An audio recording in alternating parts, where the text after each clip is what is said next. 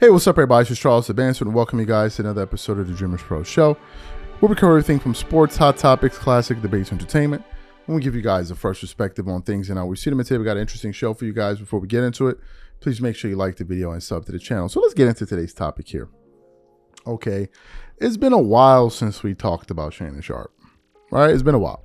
Last time I spoke about Shannon was when that news came out with that lawsuit and all of that. The same way everybody spoke about him. But we used to talk about Shannon a lot more when he was on FS1. We spoke about him when he was on ESPN First Take. But then I unsubscribed from a lot of his content because I wasn't a fan of some of the antics that was going on. So I generally don't know what's going on over there with Shannon. Sometimes I'll see his shows after an NBA game, like a playoff game.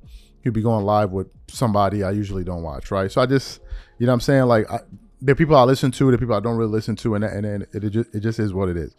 But anyway, a video was recommended to me today from Nightcap. And on this particular segment, it featured Bun B.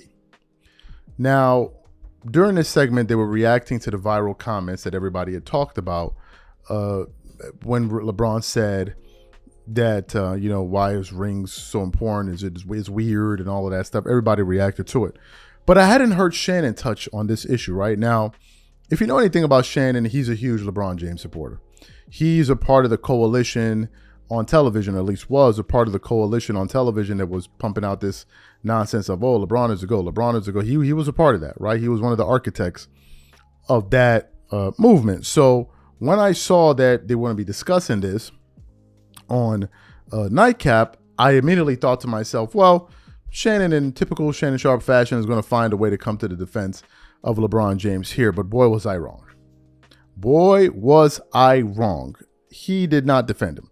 And as I was listening to him talk, I was really sitting there like, is a three-time Super Bowl winner actually going to sit up here and try to support the notion that winning championships in your respective sport isn't important? I was like, no, we got to touch on this. Before we even get into what Shannon had to say, today's video is brought to you by a sponsor, PrizePicks. PrizePicks is America's #1 daily fantasy sports with over 10 million members. PrizePicks makes it easy to get real money action on the sports and players you love. You pick more or less on at least two for a shot to win up to 100 times your cash. For example, this week on PrizePicks, I'm looking at the upcoming NBA schedule and selecting Stephen Curry for more than 29 points and Kevin Durant for more than 27 points and Anthony Davis for more than 12 rebounds and Luka Doncic for more than 8 assists.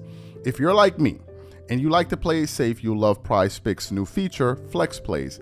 It's the safest way to play. You can still cash out even if your lineup isn't perfect. Plus, you can double your money even if one of your picks doesn't hit. On top of this, PrizePicks puts their members first, so all withdrawals are fast, safe, and secure. When my picks hit, I can get my money as quick as in 15 minutes. So download the PrizePicks app today and use code CLNS to get $50 instantly when you play $5. That's code CLNS on PrizePicks to get $50 instantly when you play $5. You don't even need to win to receive the $50 bonus. It's guaranteed. And remember, whenever you support this sponsor, you're supporting this channel. Thank you. So what we want to do now is we're going to play exactly what Shannon had to say on Nightcap in response to LeBron James's comments, and then we're going to come back and continue on the show. Take a listen to Shannon Sharpe here. I get what LeBron is trying to say, but that's what society, that's what social media, that's what we've done now. We've turned everything into a ring. If you don't have a championship, it's almost it. And at one point in time, it was like that with the Grammys, bud.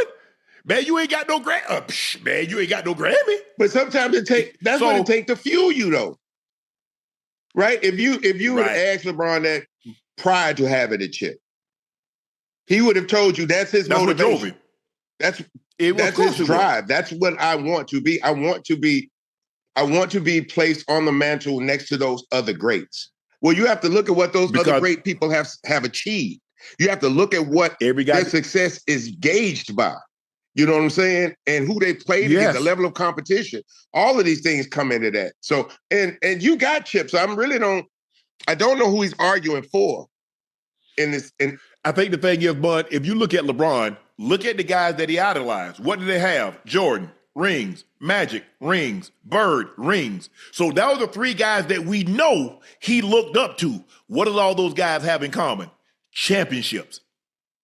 There's a reason why he left, because he wanted a championship. He felt that the organization didn't have the wherewithal, or he didn't trust them to get the requisite pieces in Cleveland. So he went to Miami. You see, it's a big relief once you have something, because it's easy for the person that says, man, I'm going to take me some time. Well, yeah, Elon Musk can take a 6-month vacation. Jeff Bezos can take a 6-month vacation. But ask him when they were building their business, did they take a 6-month vacation?